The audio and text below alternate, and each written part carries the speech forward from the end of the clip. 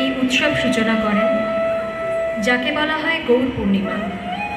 কৃষ্ণ মন্দিরের খড় কাঠ জ্বালিয়ে এই বহ্নি উৎসবের সূচনা করা হয়।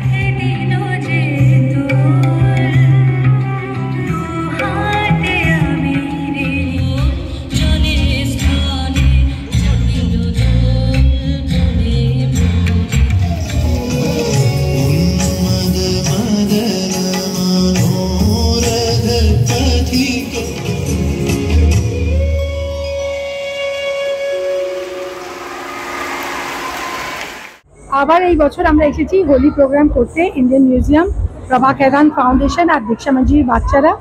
প্রত্যেকবার হোলি যেমন আমরা ডিফারেন্ট গানের সাথে নাচি, এইবারও নাচবো। আর অফকোর্স মানে it's a feel good program, বাচ্চাদের জাস্ট হোলি ব্যাপারটা কি জানাবার জন্য বা দোল ব্যাপারটা কি জানাবার জন্য। প্রত্যেকবার বাচ্চারা খুব এনজয় করে, তাই প্রত্যেক বছর করতে হয়। আশা করছি এই বছরও সবাই ভালো লাগবে।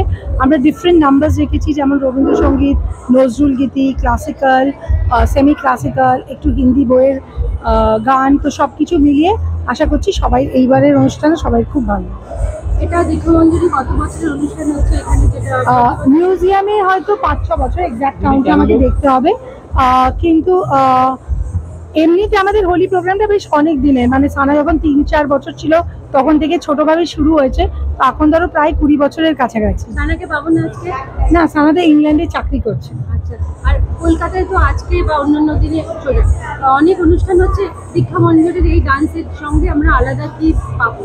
ক্লাসিক্যাল ডান্স হোক বা গান? এইটা তো হোলির উৎসব, লাইক হোলির জন্য মানে দোলের উৎসব, দোলে সব দোলের গানের ওপর নাচ বেশি। আর অনুষ্ঠানের ডিউরেশন কতটা রেখেছি? এই অ্যাবাউট 1-15 মিনিটস। আর কোনো প্রশ্ন? ভালো। অলওয়েজ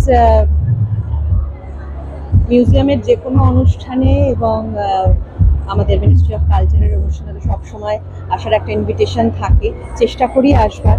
সবসময় হয়তো হয়ে ওঠে না, কিন্তু বসন্ত উৎসবের জন্য, বিশেষ করে নাচের জন্য, কারণ আমি ভীষণ নাচ পাগল মানুষ, আর ওড়িশি আমার সাবজেক্ট ছিল, ফলে নাচটা দেখবো বলে এবং এরকম একটা অ্যাম্বিয়েন্সে খানিকটা সময় কাটাবো, মানে এটার জন্যই ছুটে আসা।